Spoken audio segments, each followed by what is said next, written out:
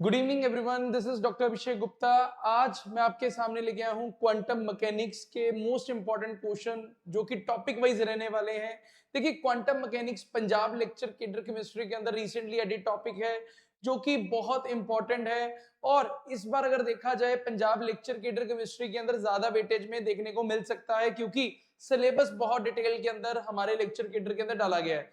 तो इसी चीज को ध्यान रखते हुए मैं आप के सामने लेके आया हूं इंपॉर्टेंट टॉपिक्स जो कि क्वांटम केमिस्ट्री के रहने वाले हैं। आज हम करने जा रहे हैं वर्कशीट 1 क्वांटम मैकेनिक्स की, जिसके अंदर हम कवर करेंगे basic mathematics and quantum operators, यानी कि वो मैथमेटिकल फॉर्मूलाज और ऑपरेटर्स जो क्वांटम मैकेनिक्स में यूज होने वाले हैं। ये है हमारी वर्कशीट 1। इसके क्वेश्चंस आज हम सॉल्व करते हैं। ये 25 से 30 क्वेश्चन रहने वाले हैं, इनको एक एक करके आप सॉल्व करते हैं। चलिए शुरू करते हैं। साथ साथ अपने चैट बॉक्स के अंदर अपने आंसर देते जाना है। देखिए, सबसे पहले अगर बात करें कि ये जो क्वांटम मैकेनिक्स का जो वर्कशीट 1 है जिसके अंदर मैथमेटिक्स बेसिक मैथमेटिक्स यूज हो रही है और क्वांटम ऑपरेटर यूज हो रहे हैं, किन के लिए इंपॉर्टेंट है? पंजाब लेक्चर केडर के लिए इंपॉर्टेंट है, पीजीटी केमिस्ट्री कोई भी स्टेट का उसके लिए इंपॉर्टेंट है, KVS, NVS, CSR, NET, GATE, इन सभी के लिए इंपॉर्टेंट है। देखिए, अब सीएसआर, नेट और गेट के एस्पिरेंट्स भी इसको अगर देखेंगे आराम से, वो इस टॉपिक के अंदर एक्सपर्टीज हासिल कर सकते हैं अगर ये वाला वर्कशीट 1 देखते हैं। इसी सीरीज की कंटिन्यूटी में मैं वर्कशीट 2, वर्कशीट 3, वर्कशीट 4 आगे वाले टॉपिक सारे ऐड ऑन करूंगा। चलिए शुरू करते हैं। सबसे पहले first question is what is the derivative of function e की power minus a x square. कहता फंक्शन दे रखा है e की power minus a x square, उसका डेरिवेटिव करना है विद रिस्पेक्ट टू एस। क्या करेंगे? You will be saying D by d x of f x, यानी कि क्या d by d x of e की power minus a x square. Differentiation करेंगे तो e की power minus a x square वैसे का वैसी d by d x of क्या माइनस ए एक्स स्क्वायर। तो क्या बनेगा? e की power minus a x square into minus two a x, तो ये बनेगा minus two a x e की power minus a x square. तो ये इसका आंसर आ जाएगा, यानी कि it will be option number B. तो इसका फर्स्ट का आंसर क्या आ जाएगा? बी ऑप्शन आ जाएगा। नेक्स्ट चलते हैं अगले क्वेश्चन के ऊपर। देखें, नेक्स्ट क्वेश्चन हमारे पास कह रहा है जी evaluate the first derivative of f x equal to sine के x with respect to x. कहता है एफ एक्स की वैल्यू साइन के एक्स दे रखी है, उसकी एक्स के विद रिस्पेक्ट टू वैल्यू निकालनी है।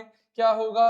Again D by d x of f x, d by d x of sine के एक्स।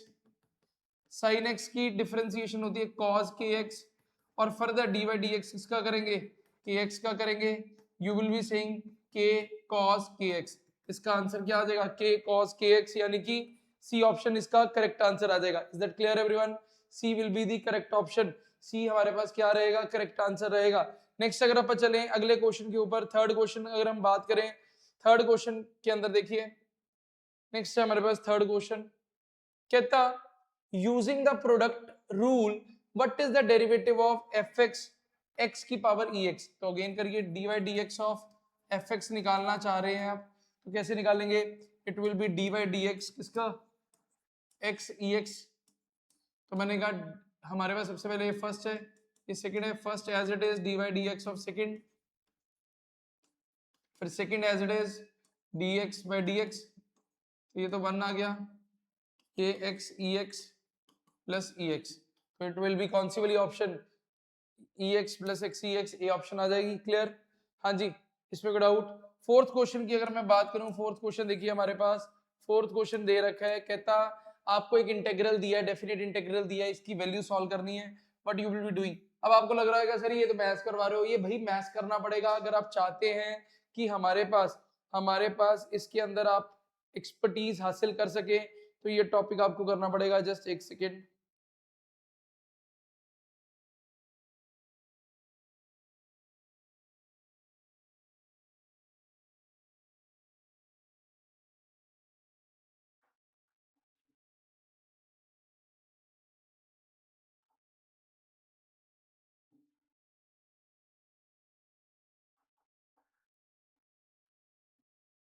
हाँ जी, देखिए भाई,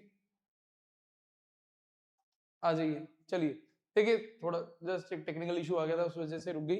आ जाइए यहाँ पे देखिए, क्या कह रहा है? कहता है इसकी इंटीग्रेशन करनी है। कैसे करेंगे? यू विल बी सेइंग कि एक्स क्यूब माइनस ए से ए है, इंटीग्रेशन करेंगे एक्स 3+1 डिवाइड बाई 3+1, लिमिट्स क्या रहेंगी माइनस ए से ए, इट विल बी 1/4 x4 की लिमिट्स -8 से 1/4 a4 माइनस a की पावर 4 1/4 2a4 बनेगा, तो a4/2 आ जाएगा, इट विल बी a4/2 यानी कि बी ऑप्शन आ जाएगी।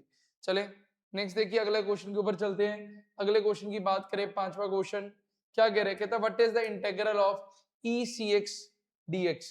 देखो भी इसकी इंटीग्रेशन करेंगे e cx dx की, तो क्या बनेगा e की पावर cx ही बनेगा, जो कोफिशिएंट है वो c नीचे आ जाएगा, तो इट विल बी साथ में constant c, it will B 1/c e cx plus c, कोई भी कांस्टेंट हो सकते हैं। c कांस्टेंट कब यूज करते हैं, जब कोई लिमिट्स ना दी रखी हो, तो इसमें लिमिट्स कोई नहीं दी थी, साथ में प्लस कांस्टेंट लिख दिया मैंने। चलें नेक्स्ट आ जाइए आगे, कहता according to Euler's formula, Euler's formula, कुछ भी कह लीजिए, ई आई थीटा की वैल्यू किसके इक्वल होती है, ये पूछ रहा है आपके पास। देखो आइलर फॉर्मूला या इलर फॉर्मूला या आउलर फॉर्मूला कुछ भी कह लो आप, इसका फॉर्मूला होता क्या है, it is equal to e i theta is equal to cos theta plus iota sine theta, this will be it's formula. ये आपके पास फॉर्मूला रहने वाला है, यानी कि आपके पास क्या आंसर आएगा, it will be C option. क्या रहेगा, सी ऑप्शन रहेगा किसका आंसर, आइलर फॉर्मूला का। नेक्स्ट चलते हैं अगले क्वेश्चन के ऊपर। सातवां क्वेश्चन आपके सामने है, कहता which of the following is correct trigonometric identity for cos 2 theta. देखिए भाई cos 2 थीटा किसके इक्वल होता है, अगर हम बात करें cos 2 थीटा के अलग अलग फॉर्मूलाज आपको पता होने चाहिए। cos 2 थीटा की बात करें, cos 2 थीटा क्या होता है, 1 - 2 sin स्क्वायर थीटा होता है, cos square theta 2 cos square theta -1 होता है, cos square theta minus sin square theta होता है। ठीक है जी, इनमें से देख लीजिए कोई ऑप्शन आपको अगर दिखाई दे रही हो, it will be 1 - 2 sin square theta, B option आ जाएगा। इसका आंसर क्या आएगा, बी ऑप्शन आ जाएगा। क्लियर, बी ऑप्शन आ जाएगा। ये तीन फॉर्मूले होते हैं cos 2 थीटा के। Value of sin square theta plus cos square theta, ये किसके इक्वल होता है, 1 के इक्वल होता है, ये तो हम सभी को पता है, सी। नेक्स्ट चलते हैं, कहते हैं डेरिवेटिव करना है log kx का विद रिस्पेक्ट टू x, तो कैसे करेंगे, dy dx of dy dx करेंगे log kx का, तो कैसे होगा, log का डेरिवेटिव क्या बनेगा 1/kx, और kx का फिर डेरिवेटिव करेंगे, बनेगा 1/kx into k dx/dx, dx/dx तो 1 आ गया, k से k कट गया, आंसर विल बी 1/x, तो क्या आएगा 1/x। चलिए नेक्स्ट चलते हैं, क्या कह रहे हैं, कहते हैं इवेल्युएट करिए cos kx का अंडर रूट, cos kx के अंडर रूट की वैल्यू आपने इवेल्युएट करनी है, क्या होगी, देखो cos kx की अगर वैल्यू पुट करें तो हमारे पास cos kx dx इक्वल होगा sin kx, आगे kx है उसका, kx का करेंगे तो k रह गया, साथ में c, तो ये बनेगा हमारे पास क्या 1/k sin kx plus c, it will be C option. क्या आ जाएगा, सी ऑप्शन आ जाएगी।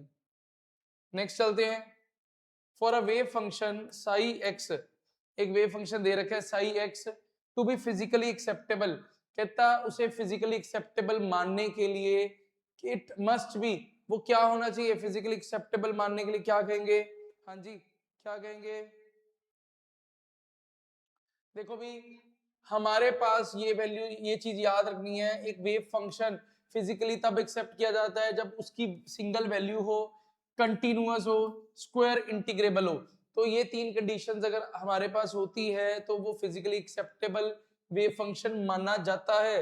नेक्स्ट चलते हैं अगले क्वेश्चन के ऊपर। 12th क्वेश्चन क्या कह रहा है, 12th क्वेश्चन की अगर मैं बात करूं, ये कह रहा है, कहता कि a function fx consider to be an odd function if it satisfy, देखो ऑड फंक्शन किसे कहते हैं, अगर -x किया जाए तो माइनस बाहर आ जाए, fx बन जाए, तो इस कंडीशन को कहा जाता है, भाई ये ऑड फंक्शन की कंडीशन है। इवन जो होता है वो माइनस को अब्सॉर्ब कर लेगा, इवन जो है माइनस को अब्सॉर्ब कर लेगा। क्लियर, हाँ जी क्लियर है। नेक्स्ट आ जाइए, which of the following is an example of even function, again even function उसे कहेंगे जो माइनस को क्या कर ले, अब्सॉर्ब कर ले। तो यहाँ पर देखो भी, यहाँ पर सिंपल सी बात, अगर मैं इन सभी के अंदर f की जगह -x कर दूं तो किस में वैल्यू सेम रहेगी, तो c की अगर बात करें, c के अंदर चलें तो एफ एक्स माइनस एक्स का होल स्क्वायर बनेगा, एक्स स्क्वायर आ गया और एक्स स्क्वायर किसके इक्वल था, एफ एक्स के इक्वल ही था। तो इसका मतलब सी वाला जो है वो हमारा क्या है, एक इवन फंक्शन है, क्योंकि वो क्या कर रहा है, वो माइनस को ऑब्जॉर्व कर रहा है। अगर वो बाकी सारे माइनस को बाहर निकाल देंगे तो वो ऑड फंक्शन बन जाएंगे। नेक्स्ट चलते हैं, कहता हमारे पास मैथमेटिकल कंडीशन क्या होती है, अगर आप किसी वेव फंक्शन को नॉर्मलाइज कह रहे हो एक ओवरऑल स्पेस, तो क्या कहते थे, पूरी स्पेस के अंदर अगर आपके पास साई और साई स्टार डी टाउ की वैल्यू 1 आ जाए over entire range minus infinity से इन्फिनिटी, तो ये कहा जाती थी this is the condition for normalization. तो ये बी बनेगा, this will be the B option. ये नॉर्मलाइज्ड वेव फंक्शन की कंडीशन है, बहुत इंपॉर्टेंट है। ठीक है जी, इधर आ जाइए, नेक्स्ट हमारे पास चलते हैं।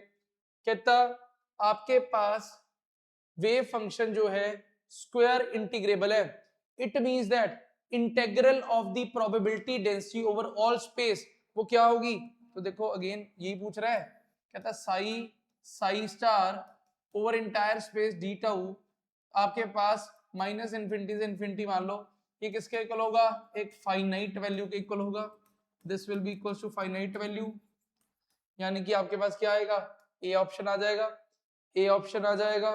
क्लियर, नेक्स्ट चलते हैं 16th क्वेश्चन की बात करी जाए, कहता ऑपरेटर है हमारे पास, an operator A cap is called a linear operator if it satisfies which of the following conditions for arbitrary constant c1 c2 and function f1 f2। कहता इसमें से ऑपरेटर जो है ए कैप लीनियर ऑपरेटर है, मतलब linearly वो apply हो रहा है किसके ऊपर, अगर वो इनमें से कौन सी कंडीशन ओबे कर रहा है, तो देखो भाई लीनियर ऑपरेटर वो होता है जो आपके कांस्टेंट को बाहर निकाल के फंक्शन के ऊपर काम करे।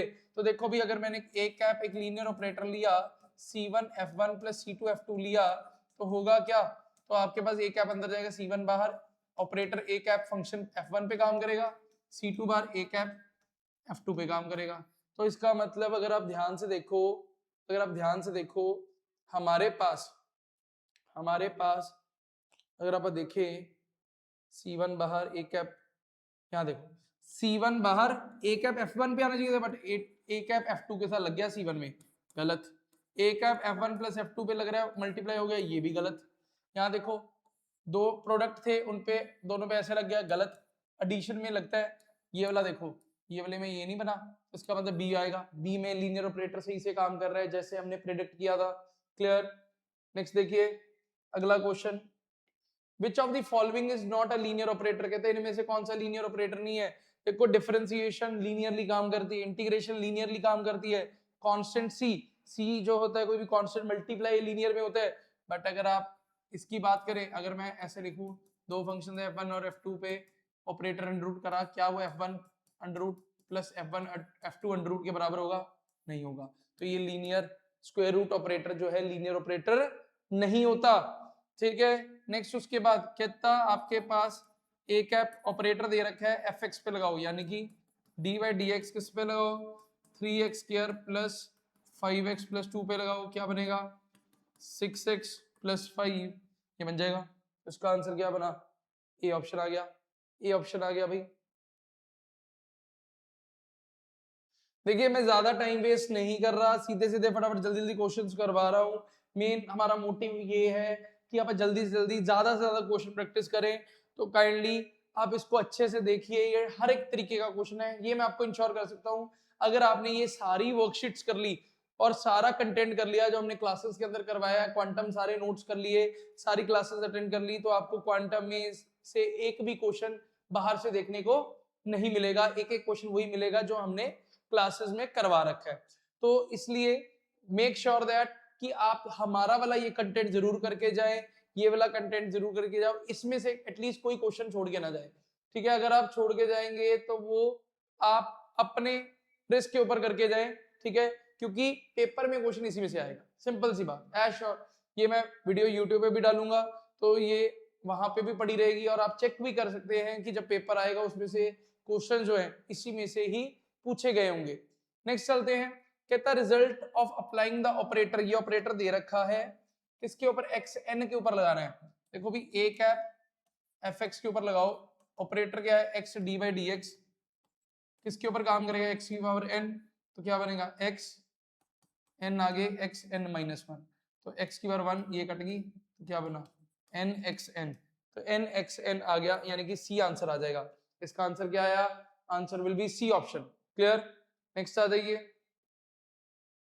नेक्स्ट दे रखा है एक ऑपरेटर बी कैप दे रखा है, ऑपरेटर बी कैप जो है D square upon d x square है, किसके ऊपर काम कर रहा है कॉस के एक्स के ऊपर काम कर रहा है, तो किस तरीके से वैल्यू आएगी देखो, d square upon d x square cos के एक्स के ऊपर काम करेगा। सबसे पहले इसको तोड़ लो, d by d x cos के x d by d x, cos के एक्स की डिफरेंशिएशन करोगे इट विल बी क्या, इट विल बी क्या d by d x cos, हाँ जी चैट बॉक्स में लिखिए क्या आएगा, कॉस की डिफरेंशिएशन करेंगे माइनस साइन के एक्स, आगे के एक्स की डिफरेंशिएशन के माइनस के बाहर कर दो, D by d x of sine के एक्स, तो क्या बनेगा माइनस के कॉस के एक्स इंटू के, तो माइनस के स्क्वायर कॉस के एक्स बनेगा माइनस के स्क्वायर कॉस के एक्स, यानी कि सी ऑप्शन आ जाएगी। बोलो क्लियर, इसमें कोई डाउट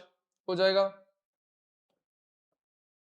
21 देखो भाई, in quantum mechanics the operator corresponding to the classical observable of position in the x direction, कहता हमारे पास वो कौन सा ऑपरेटर है जो क्लासिकल मैकेनिक्स के अंदर ऑपरेटर पोजीशन होता है, क्लासिकल मैकेनिक्स के अंदर ऑब्जर्वेबल पोजीशन का होता है, और क्वांटम मैकेनिक्स में वो कौन सा ऑपरेटर होता है, वो होता है एक्स कैप।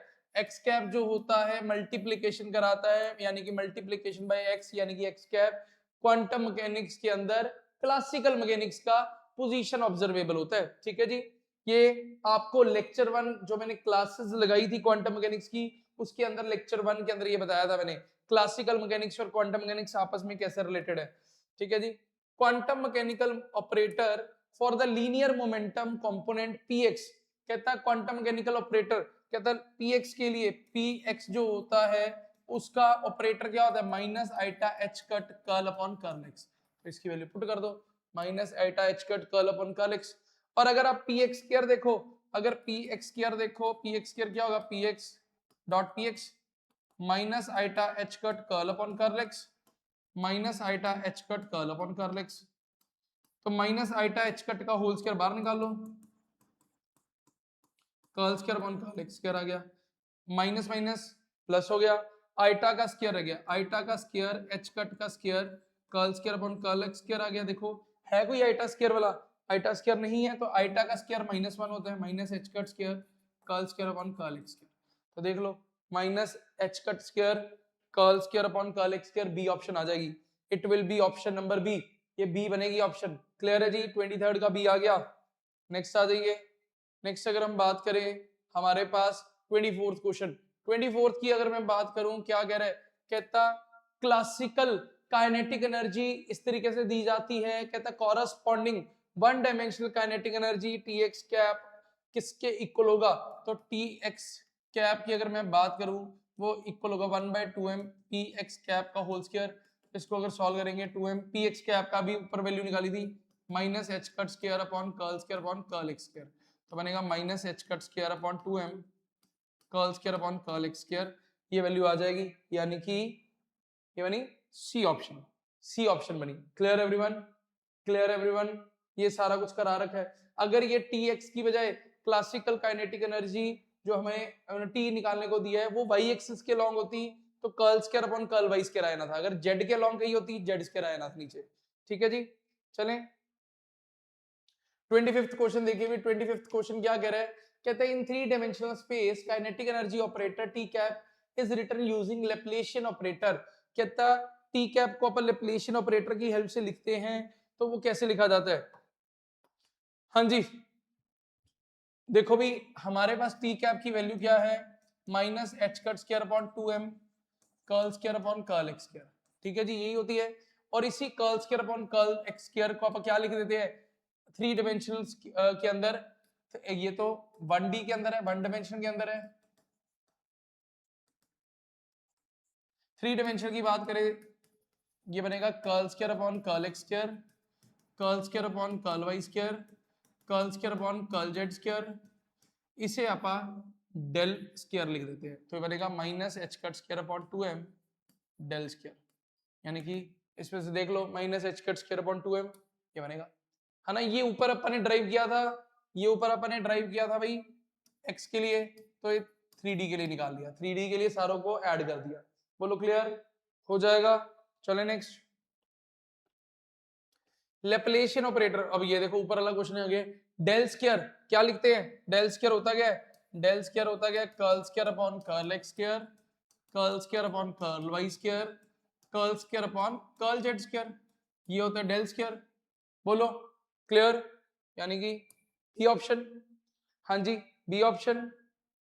नेक्स्ट देखो, potential energy operator V cap in quantum mechanics for general system dependent only on position is represented by, कहता जो हमारे पास पोटेंशियल एनर्जी वाला होता है वो कैसे शो किया जाता है, multiplication by potential energy function, simply V x V y V z ऐसे शो किया जाता है। सिंपली बी लिख देते हैं, बी लिख देते हैं, बी किसके अंदर minus h cut square upon 2m del square के साथ आपा पोटेंशियल एनर्जी लिख देते हैं। बोलो क्लियर, हाँ जी। नेक्स्ट आ जाइए, नेक्स्ट आ जाइए, कहता है sum of kinetic energy operator and potential energy operator in a fundamental operator in quantum mechanics known as. देखो भी कहता अगर आपके पास क्या है काइनेटिक एनर्जी ऑपरेटर है, पोटेंशियल एनर्जी ऑपरेटर है, तो इसका सम किसके इक्वल होगा, हैमिल्टोनियन ऑपरेटर के। इसका सम किसके इक्वल होगा, हैमिल्टोनियन ऑपरेटर के। याद रखने Hamiltonian operator kinetic energy plus potential energy को कहते हैं। यहां देखो mathematical expression for time independent Hamiltonian operator, Hamiltonian operator इन दोनों का सम है, तो क्या बनेगा माइनस एक 1D की बात कर रहे हैं तो एच कैप किसके इक्वल होगा, T x cap plus V x के, तो minus h cut square upon 2m curl square upon curl x square लेंगे क्योंकि 1D की बात हो रही है साथ में बी एक्स, तो ऑप्शन देख लीजिए कौन सी बनेगी, minus h cut square upon 2m curl square upon curl x square plus V x, B आ जाएगी। Clear everyone. Next last question 30th question की बात करें, कहता है quantum system has a potential energy of 0 everywhere, its Hamiltonian operator is equal to. देखो भी Hamiltonian operator की अगर मैं बात करूं, हैमिल्टोनियन किसके इक्वल होता था, काइनेटिक एनर्जी प्लस पोटेंशियल, अगर इसकी वैल्यू 0 है तो हैमिल्टोनियन किसके इक्वल होगा, आपका काइनेटिक एनर्जी ऑपरेटर के, यानी कि डी ऑप्शन किसके इक्वल होगा, काइनेटिक एनर्जी ऑपरेटर के। तो दीज आर क्या, ये वो क्वेश्चंस हैं आपके क्वांटम मैकेनिक्स के जिससे क्वांटम मैकेनिक्स आगे शुरू होती है। देखिए अगर आप ये सारे क्वेश्चंस कर पा रहे हैं, इन क्वेश्चंस के ऊपर आपकी होल्ड बन पा रही है, तो दैट मीन आगे क्वांटम पढ़नी आसान हो जाएगी। तो मैं ये क्वेश्चंस इसलिए करवाए ताकि आप सेकंड वाली वर्कशीट को अच्छे से कर पाओ। तो ये मैथमेटिकल टूल्स ऑपरेटर्स बहुत इंपॉर्टेंट है। तो इसी तरीके से नेक्स्ट वर्कशीट जो है अगली क्लास में अपलोड होगी, जिसके अंदर हम आगे नॉर्मलाइजेशन प्रोबेबिलिटी फंक्शंस वाला टॉपिक थोड़ा और डिटेल में पढ़ेंगे। तो काइंडली इस तरीके की वीडियोस देखते जाइए ताकि आपकी लेक्चरर कैडर की सिलेक्शन के चांसेस बढ़ जाए। और दूसरी बात, एक और बात मैं आपसे शेयर करना चाह रहा हूं कि ये जो पीडीएफ्स है, ये जो वर्कशीट्स है, मैं इसका लिंक, ड्राइव का लिंक इसी वीडियो के डिस्क्रिप्शन में भी डाल रहा हूं, वहां से आप इसको प्रिंट करवा के अपना घर पे भी दोबारा सॉल्व कर सकते हैं। और अगर वीडियो अच्छी लगी हो, नीचे दिए गए कमेंट सेक्शन के अंदर अपना अच्छा सा एक कमेंट डाल सकते हैं कि क्या ये वीडियो आपको हेल्प कर रही है प्रिपरेशन में। और दूसरी बात, हमारे live interactive batches, daily live classes जो है उनके बैचेस चल रहे हैं, लाइव क्लासेस भी आप ज्वाइन कर सकते हैं, रिकॉर्डेड लेक्चर्स भी ले सकते हैं। टेस्ट सीरीज हमारी 300 प्लस क्वेश्चंस वाली टेस्ट सीरीज, चाहे वो पंजाब लेक्चर कैडर हो, मास्टर कैडर हो, हरियाणा हो, हिमाचल हो, उन सारों की टेस्ट सीरीज भी आप हमारी अवेलेबल है। आप नीचे दिए गए नंबर पे कांटेक्ट करके हमारे से वो टेस्ट सीरीज बैचेस के बारे में इंफॉर्मेशन ले सकते हैं। तो ये वीडियो देखने के लिए थैंक यू सो मच। मिलते हैं नेक्स्ट क्लास के अंदर।